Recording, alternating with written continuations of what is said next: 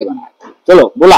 एक महत्त्वाचा प्रश्न दिल्लीच्या संदर्भातला की अनिल देसाई असं म्हणाले की आम्ही आपला सपोर्ट करतो आहे. कोण म्हटलंय? अनिल देसाई. नाही बरोबर आहे, त्यांनी त्यांची भूमिका मांडली, पण आमच्या पक्षामध्ये त्याच्यावरती अजूनही एक भूमिका स्पष्ट होत नाहीये.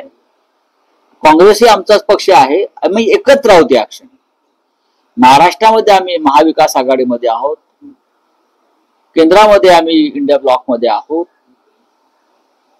एक मात्र नक्की की केजरीवाल आणि त्यांचे सहकारी हे आमच्या संपर्कात जास्त असतात. तो संवाद असतो तो केजरीवालजी आणि संजय सिंग असतील, राघव चड्डा जे असतील, ते जे प्रमुख नेते आहेत ते शिवसेनेशी त्यांचा संवाद हा सगळ्यात जास्त आहे. हे खरं आहे, पण पृथ्वीराज चव्हाण यांनी जे सांगितलेलं आहे, जर दिल्लीची विधानसभा आप आणि काँग्रेस एकत्र येऊन लढले असते तर अधिक चांगला निकाल मिळू शकेल अशी स्थिती आहे.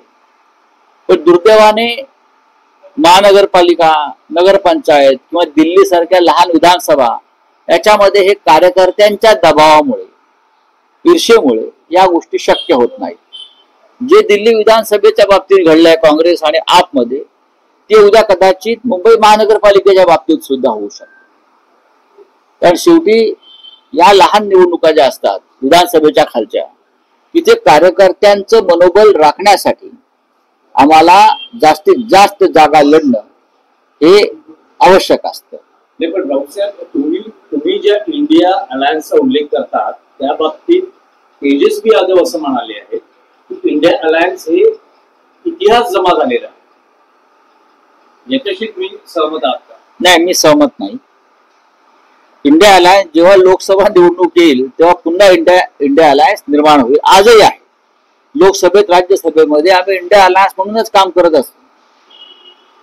बिहारमध्ये उद्या विधानसभेच्या निवडणुका येतील तेव्हा तेजस्वी यादव यांना काँग्रेस पक्षाबरोबर हात मिळवणी करून निवडणुका लढाव्या लागतील. जेडीयू किंवा काँग्रेस बरोबर ते भाजप बरोबर निवडणुका लढणार नाहीत लालू यादव